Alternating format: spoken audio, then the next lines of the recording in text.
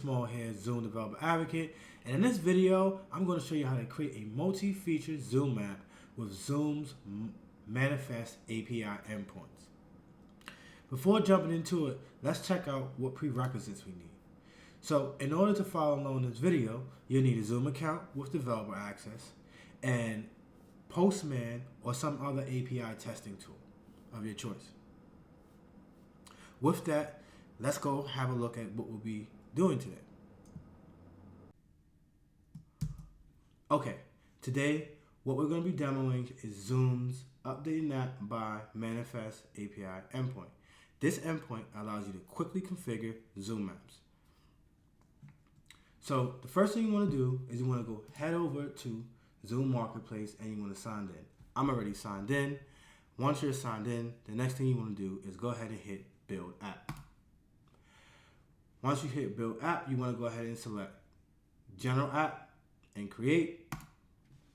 Once that app is created, we want to go ahead and scroll down to our OAuth allow list. We'll be using Postman, so we'll go ahead and configure our Postman callback URL. With that said, we'll move over to our scopes and we'll hit Add Scopes. And I'm going to scroll down and find Marketplace, Create Apps, and select the Create App scope and select Done. Once that's done, the next thing we want to do is we want to go over and we want to grab our client ID and we want to open up our Postman or whatever tool you may be using, and you want to configure your authorization. So I will be using OAuth, the auth type OAuth 2.0.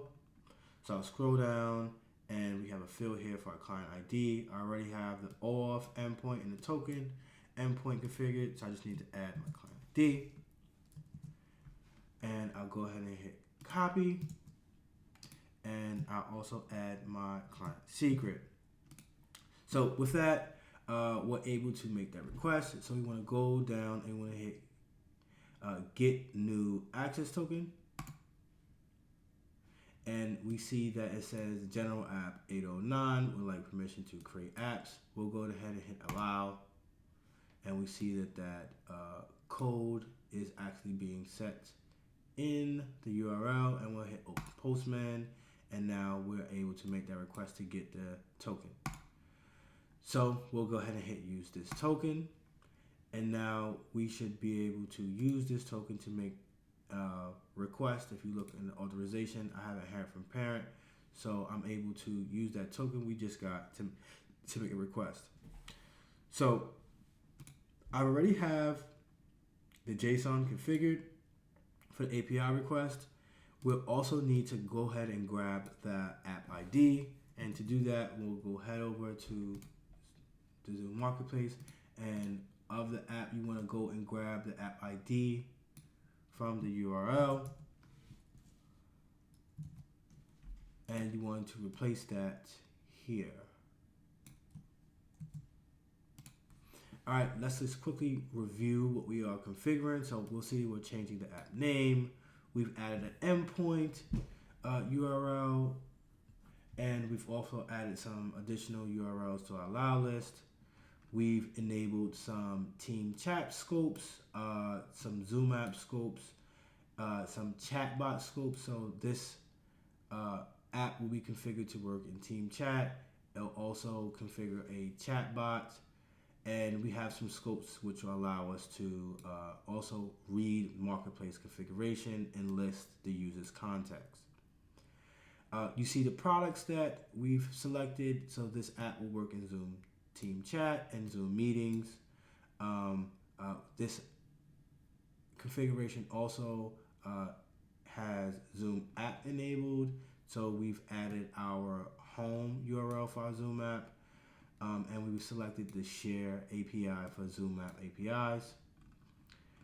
And we've also configured some slash commands.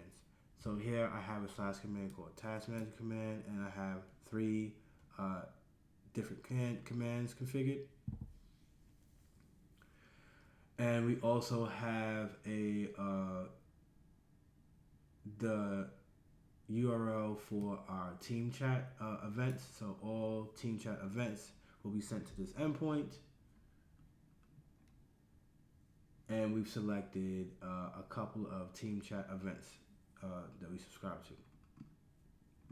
All right, so with that, we're all set and ready to make the request. So we'll go ahead and send.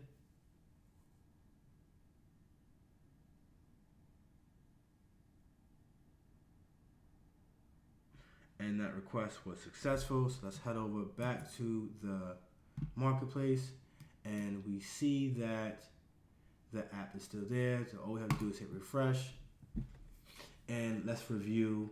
And we see that we have the OAuth redirect has been updated. The allow list also has been updated. And we go to the Surface tab. We see that this app, where it works, we see that it works in meetings, team chat. The home URL of the app is configured along with the domain allow list. And we'll see what all of these things do later on in this series.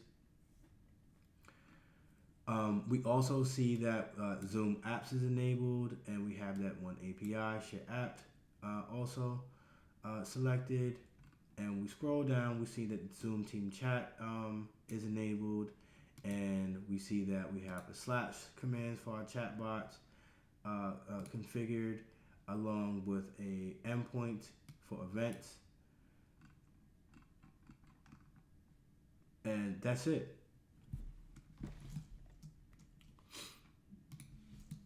So thank you for watching. Happy coding.